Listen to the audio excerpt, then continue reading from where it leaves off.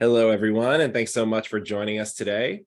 I'll just go through a few housekeeping items while everyone's still getting settled before we jump into today's webinar. So as everyone knows who's joined the Rio SEO webinars in the past, we love to keep these nice and conversational. So we welcome everyone's questions throughout. If you locate the Q&A button on the Zoom control panel, feel free to submit your questions throughout the webinar.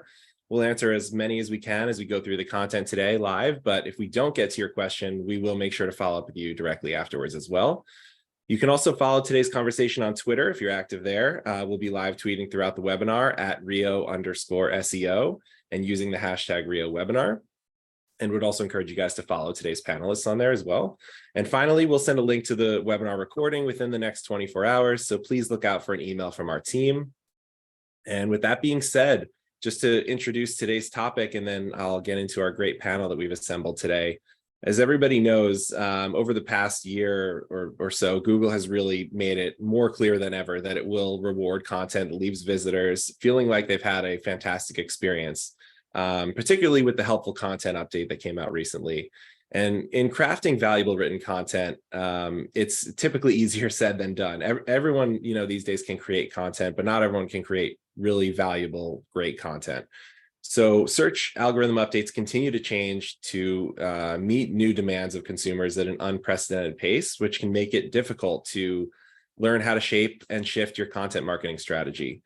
And a mindset of content abundance can sometimes lead to thin and low quality content, which isn't great either.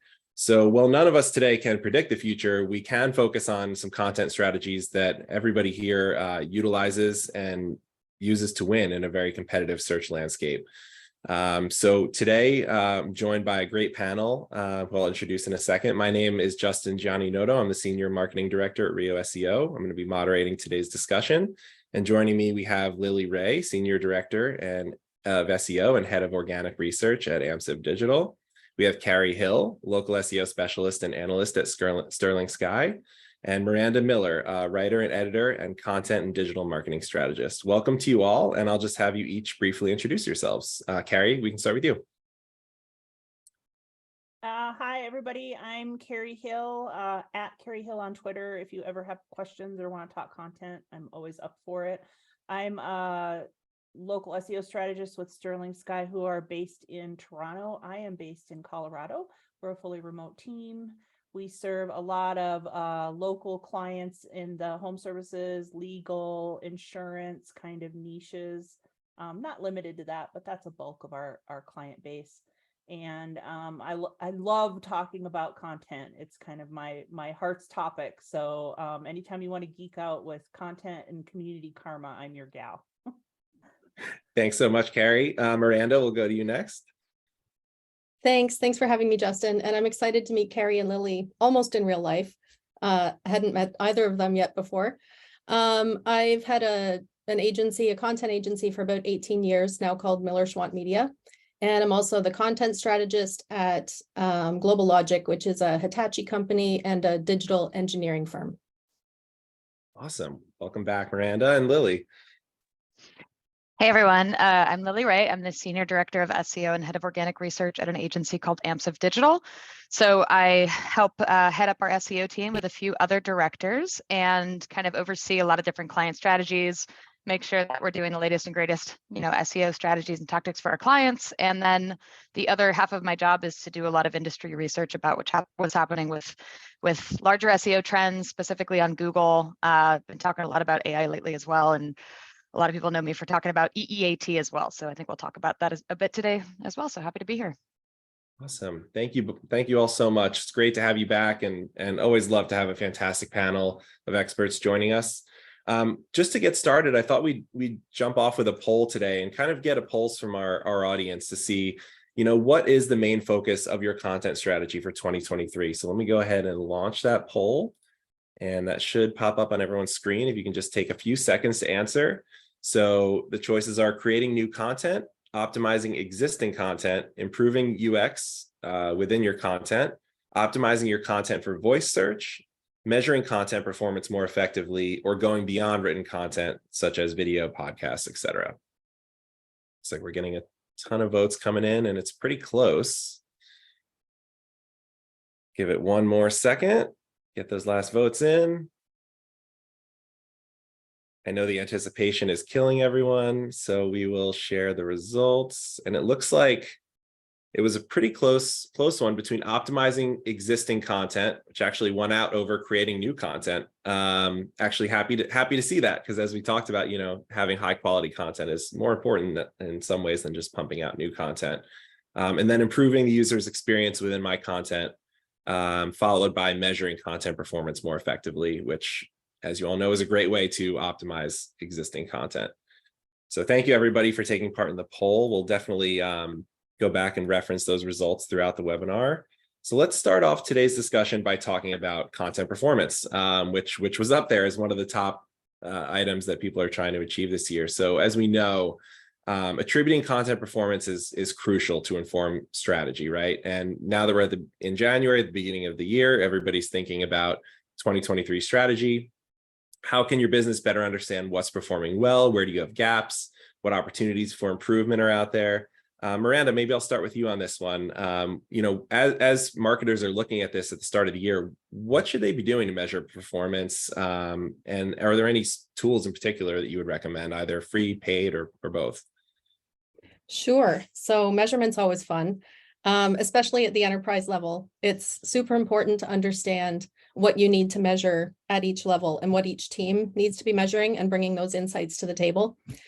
So there's not really ever going to be one metric to say whether a piece of content was successful or not. On the website, we're going to look at, is it performing in search? Are people engaging with it? You might have people being sent to a Marketo form. So then you'll want to know about your Marketo form fills. And then we want to hear from sales. Were these junk leads? Are these good leads? So it's really important to have almost like an I want a pony session. Everybody wants a pony. We all want this pretty pony, but what do you need yours to look like? And so get all your stakeholders at the table and have that conversation about what actually matters to you. Make sure it ties back to business goals. And that's going to look different in every enterprise, but it's really important to have that established up front. Awesome. Thank you. Yeah. And it's tough. It's a tough thing to talk about because, as you said, there isn't a one size fits all approach, but appreciate the general guidance. And, one of the other items that comes up in this area is just around the concept of unique content and differentiating your content, right? So having those metrics can be one way of making sure that your content is resonating with your audience. But it can be difficult, especially in the multi-location space. And, Carrie, hopefully you can talk to this a little bit. How, in terms of saving time, reducing redundancy between locations for brands with multiple locations, what tips do you have, or what is the best strategy for incorporating unique content on each of your locations, landing pages, any best practices there? So depending upon the size of the business, sometimes it's a little bit easier with 10 locations than 100 locations, but I really think you need to talk about what's unique to that location. Who works there? Who manages? What area does that location serve? All of the pieces of the puzzle that are specific to that location is unique content for that location, not cookie cutter. Name, address, phone number, all that needs to be on the page, of course. How do I convert these people? How do I get a hold of somebody? That all needs to be there. But if you really want it to be a unique page and be valuable, I think that it needs to focus more on, reviews unique to that location, either first party or third party. You need to talk about photos and videos of that location. Stop using stock photography for, your pizza or whatever. Take a picture inside that location of somebody making a pizza in that location and talk about that person who's making the pizza in that location. Humanize your brand to that specific location. And I think you'll make a big difference in unique content versus what everybody else is doing, which is basically nothing unique, name, address, phone number, and a map. Absolutely. And, it relates really closely to our next topic as well, which is user experience, right? Because we spend a lot of time talking about what's going to rank really well. And Google does more so than ever place a lot of importance on the user experience as part of rankings. But it's also really fundamental to ensure that your prospects are staying engaged when visiting your website, and also are going to have a memorable experience with your brand. So maybe we'll go to you on this, Lily. Do you have any specific website specific or page specific areas that brands should focus on in terms of optimizing their UX? Yeah, I think one pretty obvious but often overlooked opportunity is just to really like use the site on mobile and see how mobile friendly it is. It sounds kind of self-explanatory, and it sounds like something we've been talking about in the SEO industry for several years, but in many cases you'll still find that a page is hard to use on mobile. So things like jump links and accordions, and just making sure that there's not like super intrusive ads, or that all the forms can be filled out correctly.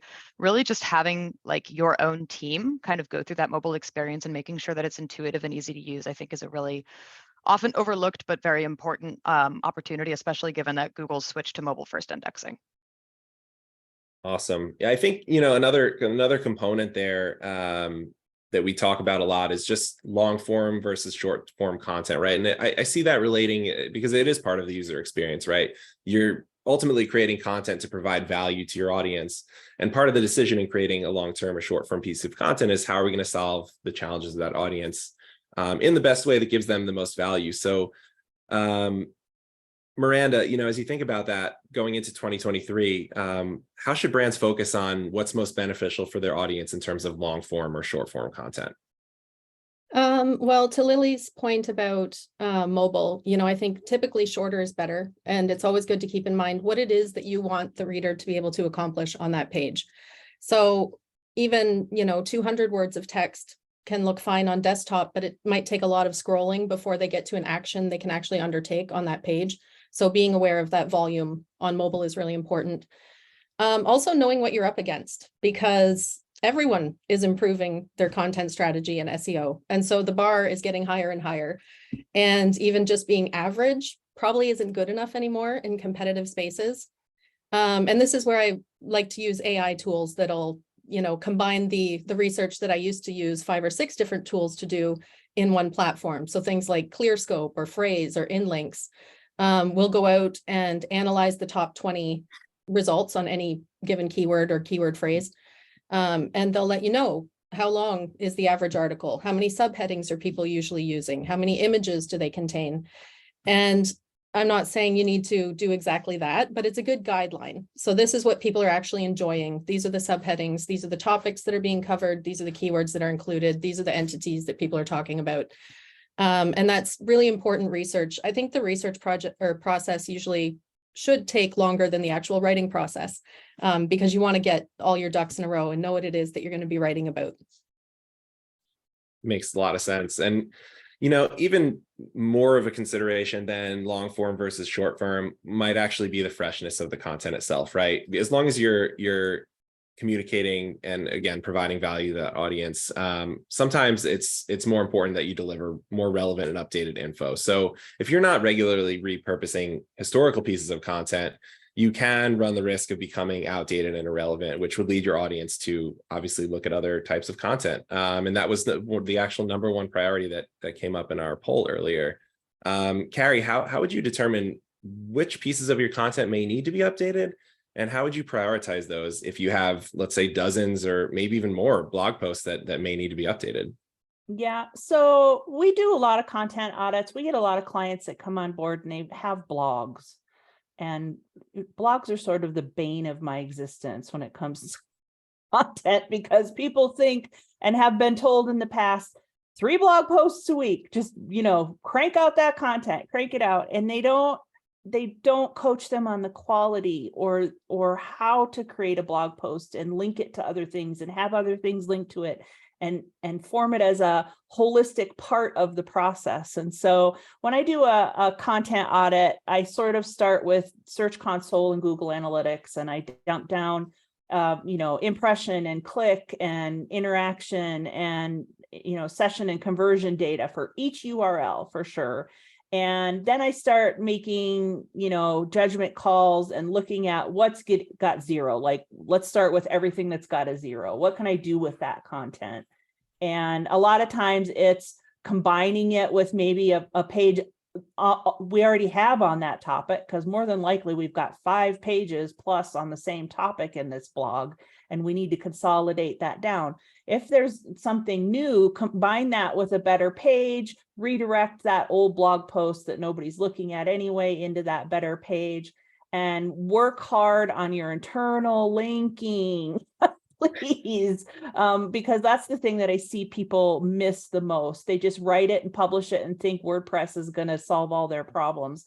And that is so far from the truth. So, really what we start with is what's getting absolutely no visibility and no traffic and no conversions. And then we start making judgment calls. And you can't really just set a bar and say anything with less than 50 impressions in the last 3 months has to go, because that 50 impression page might have had 3 clicks and 2 conversions. That's still valuable to me. Yeah, it's a low performer, but I got 2 conversions out of not very much visibility. So you need to pay attention to what's converting in kind of the whole ecosystem of what's getting visibility and what's ranking, etc. So really we sort of start there. And combining content, I think that's the consolidation of content is the biggest part of doing a content audit, and then fixing it and prioritizing what needs to be fixed. A lot of times we find content on topics that, like I just did one for a pest control client, and they don't do wildlife removal anymore. And I think I found 50 pages on wildlife on their blog. They don't even do that anymore. So, if you stop offering a product or a service, take that stuff off your website, do something with it.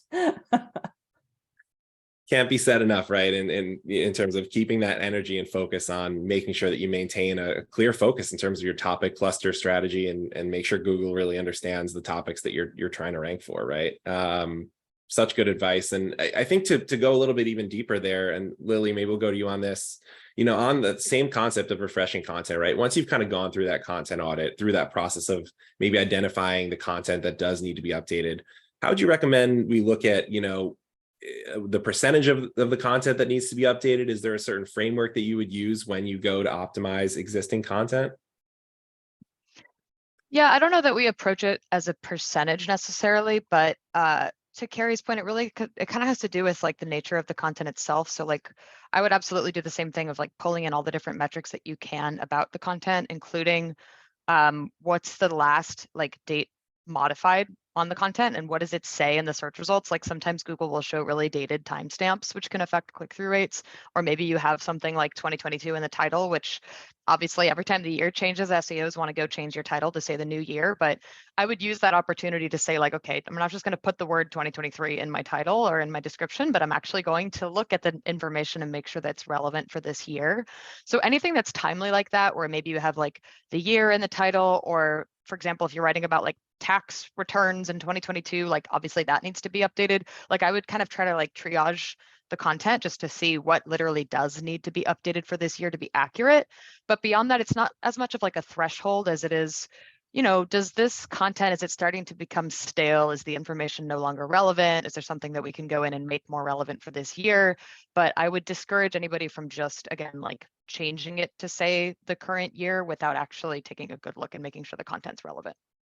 Really good advice. Yeah, and it definitely has to be a case-by-case basis, right? Everyone typically wants a one-size-fits-all approach, but as you said, it kind of depends on the content and the use case.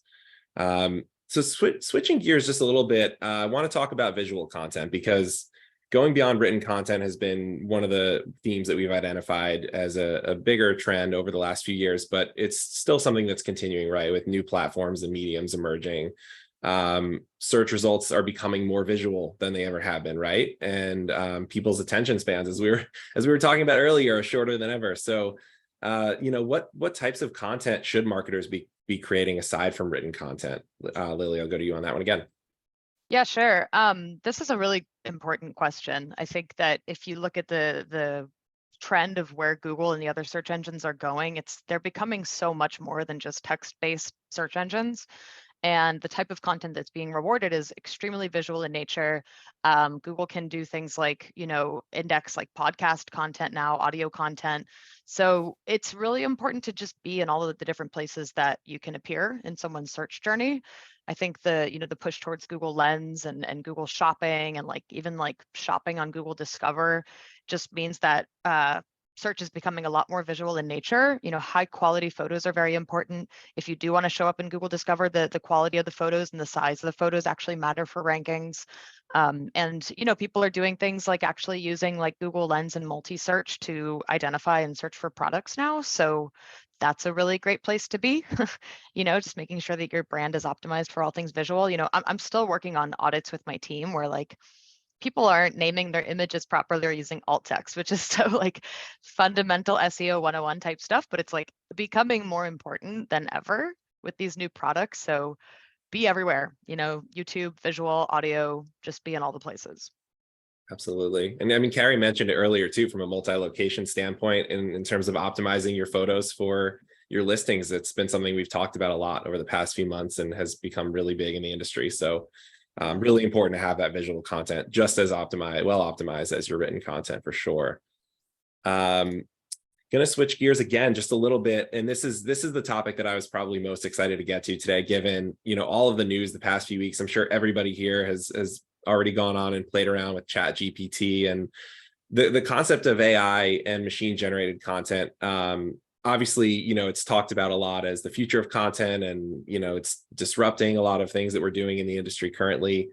But let's talk a little bit about how marketers here should think about utilizing these tools, how they should add them into their tool belt, and does it suffice to use AI to entirely write a piece of content? I'll start with you on this one, Carrie.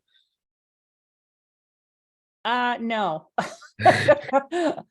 I love ChatGPT. I'm going to put that on record right now, and I use it a lot, but I don't use it to write content for me.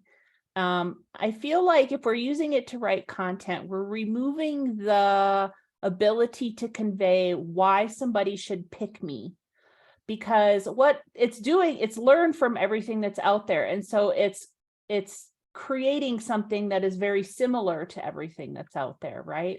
It's not telling me why I should choose lawn company A over lawn company B.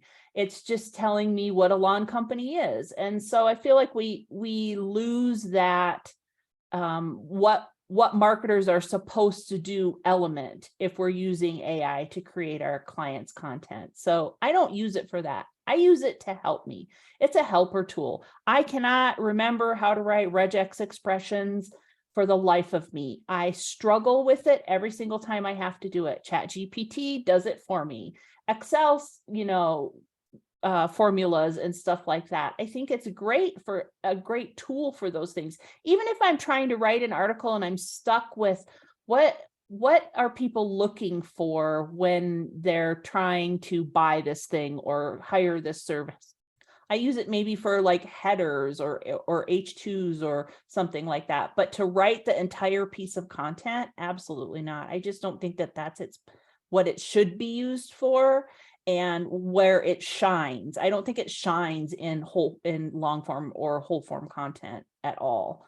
And so that's kind of my approach to it. It's a tool that I put in my tool belt, like Rio, Ahrefs, like Leadferno, or like something like that. It's not something that's replacing me as a brain that is working to market my clients.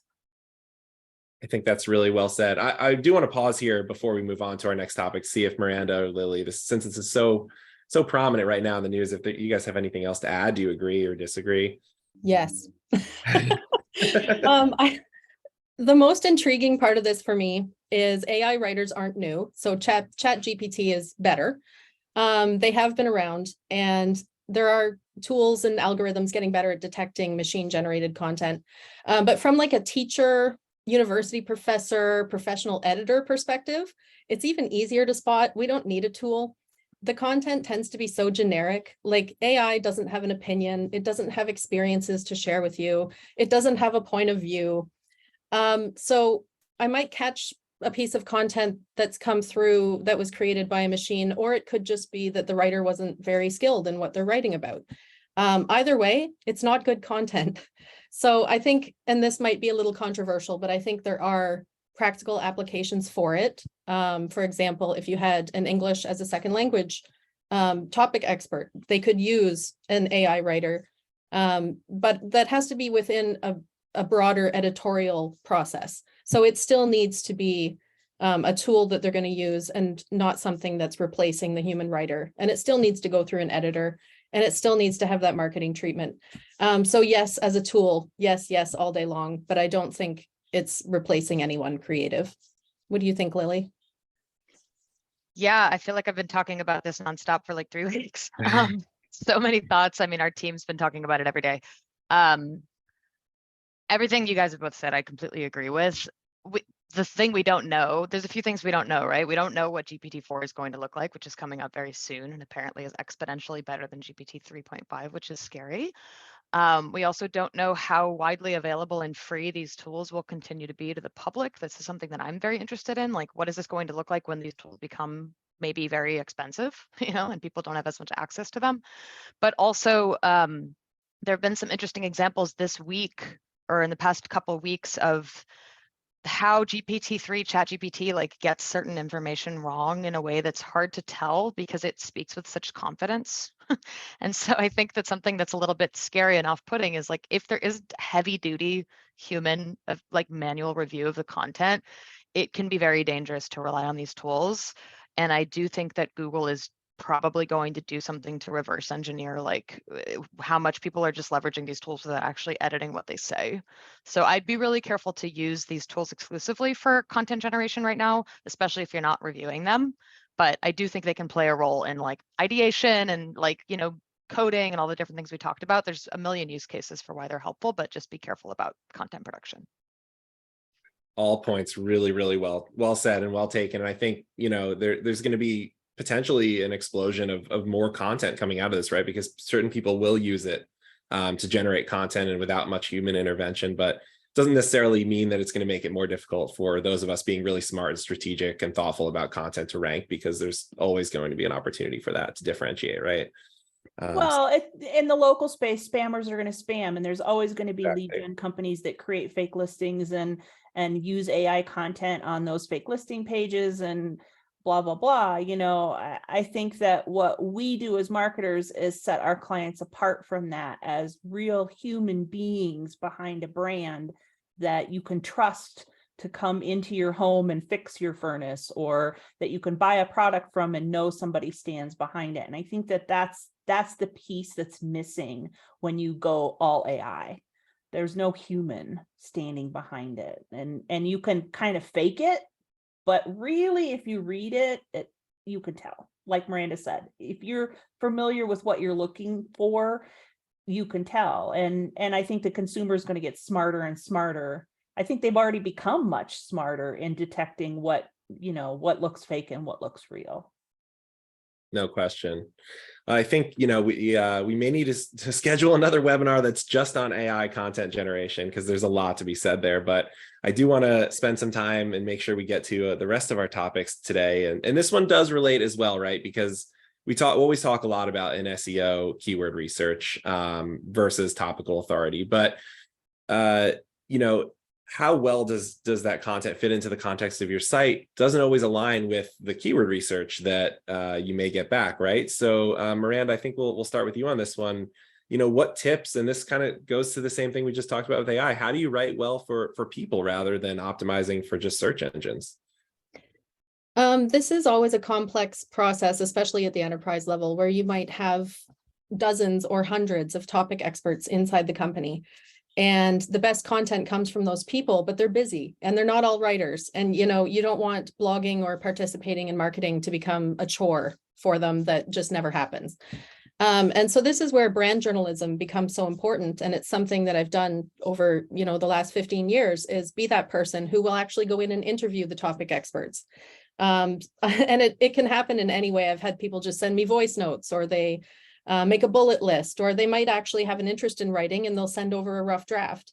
But then having someone who understands the keywords that you're targeting and where you want the user to go next after they've read this so they can properly optimize that content is super important. But I think it's really important to think of like how you're getting that expertise out of these people's heads and onto the paper and into the world. No question.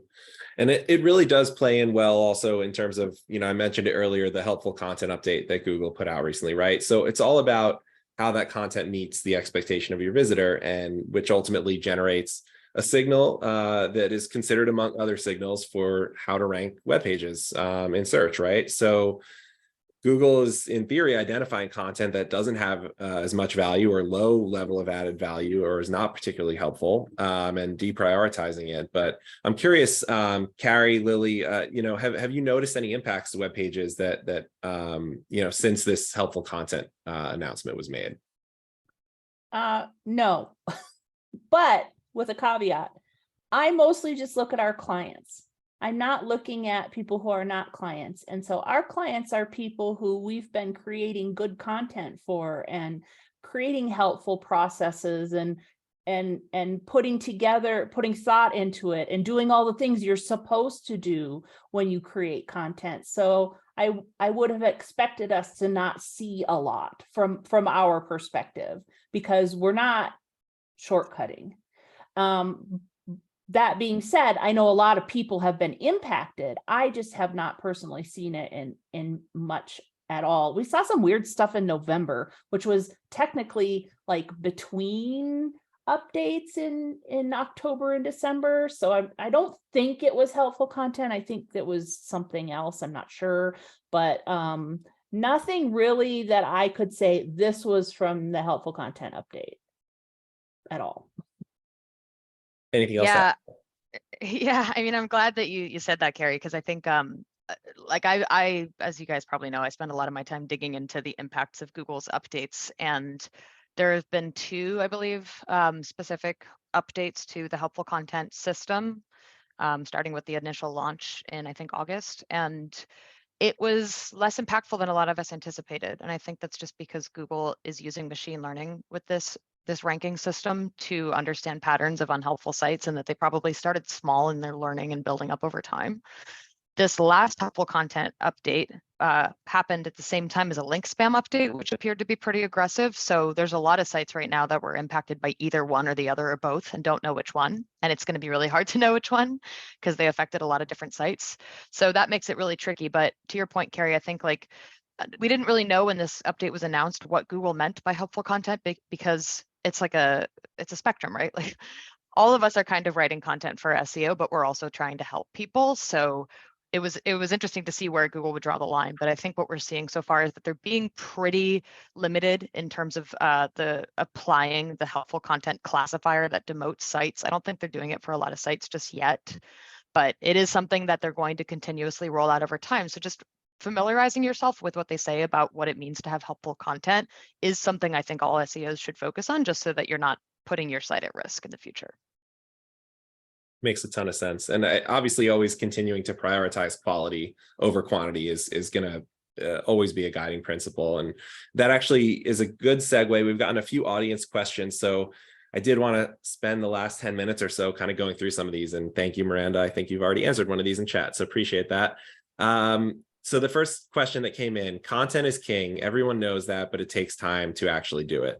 I want to know, for a marketing agency where we need tons of content for SEO, how can it be possible to keep both quality and quantity? I'll open that up to anyone who wants to jump in. Well, I would argue that you don't need tons of content for SEO.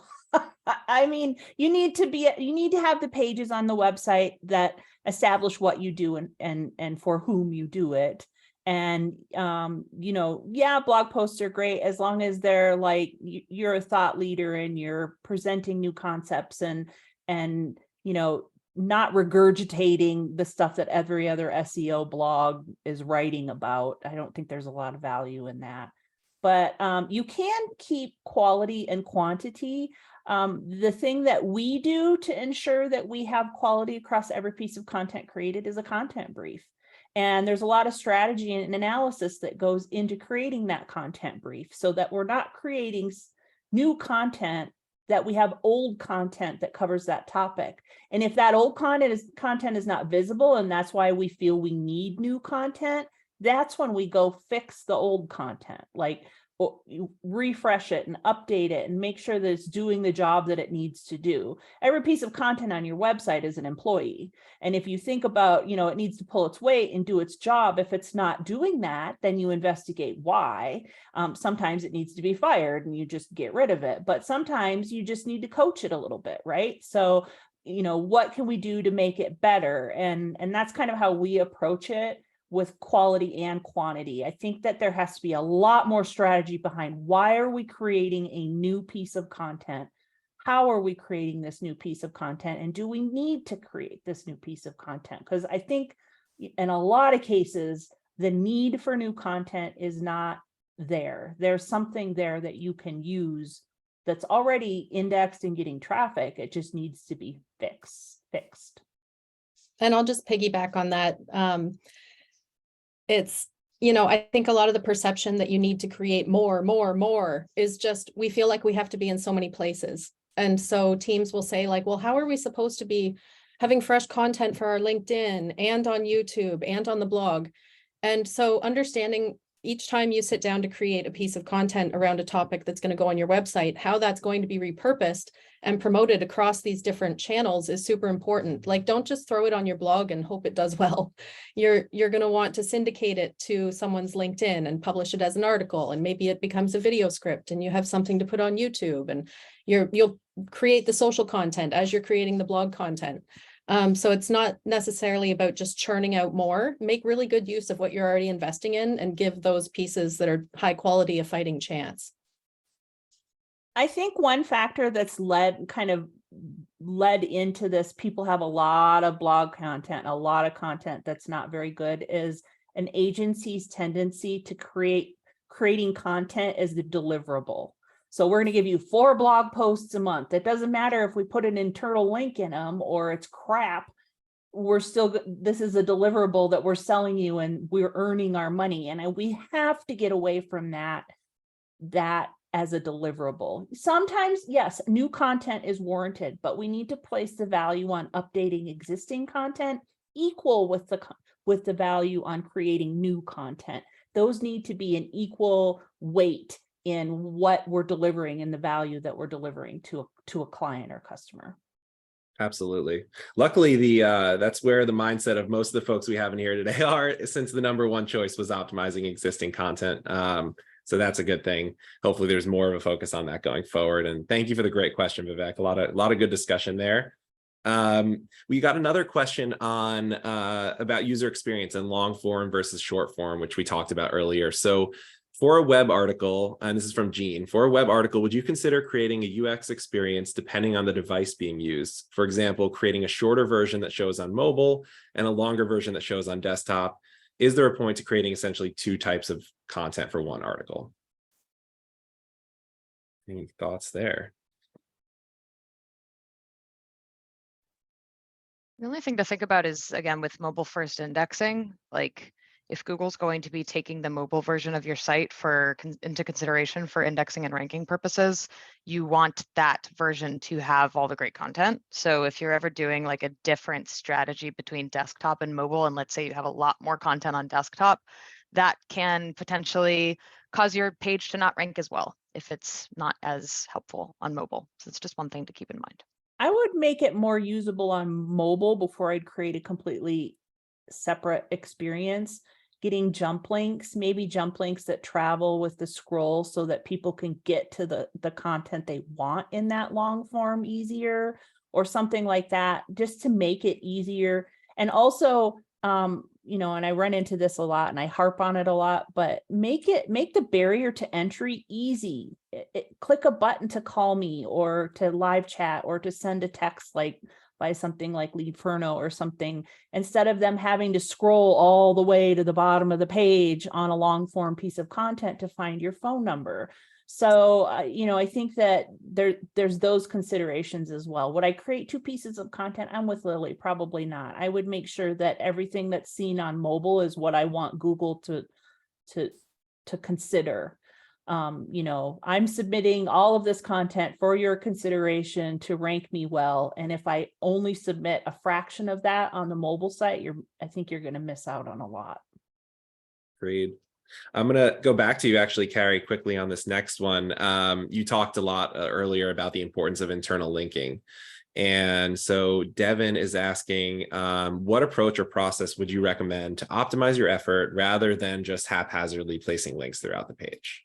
So I definitely, like, if this is for a blog post, I definitely make sure that any topical pages that are adjacent or similar to what my blog post is about are linked to and from. We use a custom search engine from Google a lot, which is free. You kind of create a search engine of your own website, and you type your topic in, and it will tell you what page on your website Google considers most related to this topic.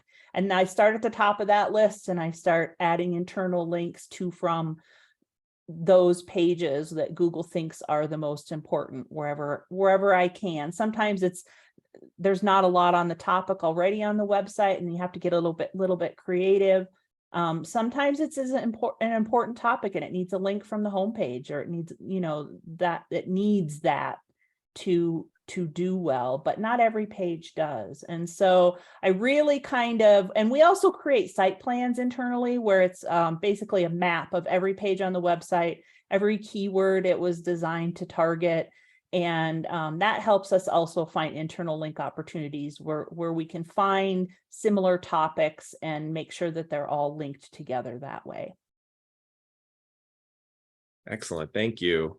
We got also kind of an interesting one from Kurt on the subject of AI. Has anyone on this panel used AI to create visuals? I know there's a tool also that is out there to create some interesting visuals using AI technology. How do these rank though with Google? Has anyone had any experience with that? I think that's probably at the cutting edge. I would say from our experience, you know, Google's Vision AI is looking for certain characteristics in images, at least from a listing standpoint, in order to surface the right images for the different search queries. So in theory, I would assume that when you create an image using AI, you could get pretty specific about the parameters that you use and make sure that it meets that standard. But I don't know about from a listing standpoint if AI imagery would be better than real life photography. Well, and I think from just a branding perspective, you're getting into like deep fake kind of stuff. And is that what you want people to see, is these AI generated images when they see your brand? So for enterprise brands, I don't think it's a really good strategy. You want to be more authentic. So we want real photos by professional photographers. Definitely using AI to create things like your meta descriptions and markup for images and schema and things like that is smart.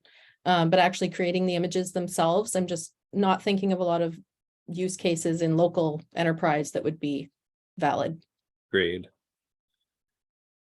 I'll just Yeah, oh, go ahead, Lily. just really quick. I think, like, you know, things like DALL-E are really like fun image generation tools that can make really interesting and even in some cases really beautiful photos. Like, again, like with local, I don't know that there's a big application for it, but if you're writing about something, if you have like an editorial piece, I could see how maybe a DALL-E image could be really interesting, but I personally haven't tried it yet. And one thing that I think is important to kind of wrap up this whole conversation about AI that I don't think a lot of people are thinking about right now is that things can perform well right now that Google hasn't necessarily updated its algorithms to adjust for, if that's something that Google wants to do. So a lot of people right now are saying, oh, AI is working so well, I'm producing all this content, it's ranking so well. We don't know what's going to happen next. I'm not saying I do, but like, if Google decides that AI falls into their category of auto-generated content and it's against their guidelines or whatever, again, I don't know if that's going to happen, but if it does, what we're seeing right now is not necessarily what we're going to see in 6 months. So I would just be careful about like making big overhauls to your strategy that rely on AI until we have a better idea of how it's actually going to perform in the long run. I read something that Brett Tabke wrote in like the PubCon Facebook group or something, and he said basically today AI is as dumb as it will ever be. It continues to learn. And so if you're basing your entire strategy on something that's dumb today and smarter than it was today tomorrow, that's dangerous. That's scary to me, because we don't know how smart it's going to get. Agreed. Sometimes chasing those short-term opportunities can be rewarding, but it's a dangerous game to play when you don't know where Google's going to go next. I think that's a really good point. Okay, I think we're just about out of time. So before we wrap up, and I'll let you guys all give everyone some contact info for you, but any final thoughts as we leave our audience today that you would like to share on just the best approach for looking at content strategy in 2023 and beyond? And I'll just go in order of my screen again. Carrie, maybe I'll start with you. Awesome. So thanks for having me. I love this whole conversation, and I think it was super valuable. I hope someday that we don't have to talk about this stuff as much as we do, but it seems like it's going to be a recurring problem for many years to come, as it has been for the past many years leading to this point. So one thing that I would really encourage people to do is look at their websites on their mobile devices and on their desktop devices with the eye of a consumer. And if you need to have a consumer do that while you look over their shoulder, you should do that. Because one thing that I really find, especially with blog posts, is there's no conversion points. They don't have forms. They don't have, here's how you buy from us. Here's how you hire us. None of that information. It's just a sidebar with categories and maybe a phone number at the bottom or the top of the page. Put those interstitial conversion points in your blog post. Why are you writing this if the object is not to sell somebody something? Like, whether it's even if you're a news site, your goal is to do something with that content. And so when you forget to put your calls to action within your content, and you rely on a form on the contact page or a phone number that's stuck at the very top or at the very bottom, you're missing so much opportunity, because the reality is most people don't scroll past 50% of the page, especially in long form content. And so how do you capture them before they get to the form that you stuck at the bottom of the post? So get those conversion points in your pages. That would be my biggest piece of advice. If they get Aside from to the form at the bottom of the post. Yeah. That's very, very well said. Thank you, Carrie. And Miranda, we'll go to you. Last words.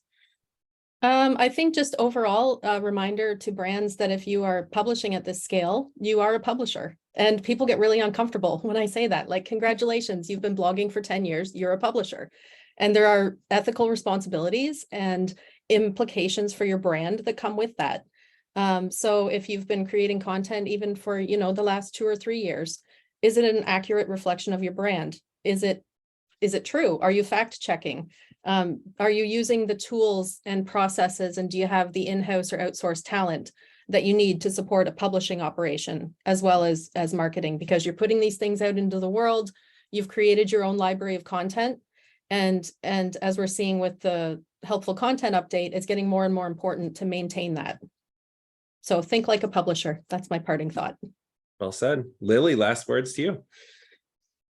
Yeah, I think I feel like I've been saying this for years, but it continues to be true. More SEOs should read Google search quality guidelines. And as it stands, they're not indexed on Google, so they're kind of hard to find, believe it or not. You have to dig for them a bit, but Google just made some really significant updates to the search quality guidelines in December, including adding the new E to EEAT for experience. But beyond that, they made a lot of changes. It took me a really long time to parse through it. I'm definitely not done yet. So I would encourage anybody in the SEO space to read that document, because that is quite literally from the horse's mouth what Google wants from content. And I don't think enough SEOs truly understand the nuances there. It also has thousands of example links throughout the document. So it's like, what better place to learn what Google's looking for than those guidelines? Well said. Well, I think that is all the time that we have for today. Obviously, as Carrie said, this is a topic I feel like we could go on forever about, but hopefully don't need to as much in the future. So I just want to thank the panel for being with us today. I hope everyone enjoyed the conversation as much as I did. If there were any questions that we didn't get to, there were a lot of good ones in the Q&A. Please shoot us a note at hello@rioseo.com. Would love to help answer any questions or direct those to our panel as needed. I'd like to thank everyone, Carrie, Miranda, Lily, you guys were all fantastic as usual. Thank you for joining today. We will be sending out a recording shortly so everybody can take a listen and share with your colleagues. I enjoyed moderating today's discussion, and for everyone's reference, our next webinar will be Tuesday, February 28th, and we're going to talk about how to predict, prepare for, and protect your website from Google search algorithm updates. So a nice segue into the next webinar. And just thank you everyone again, and hope you have a great rest of your day.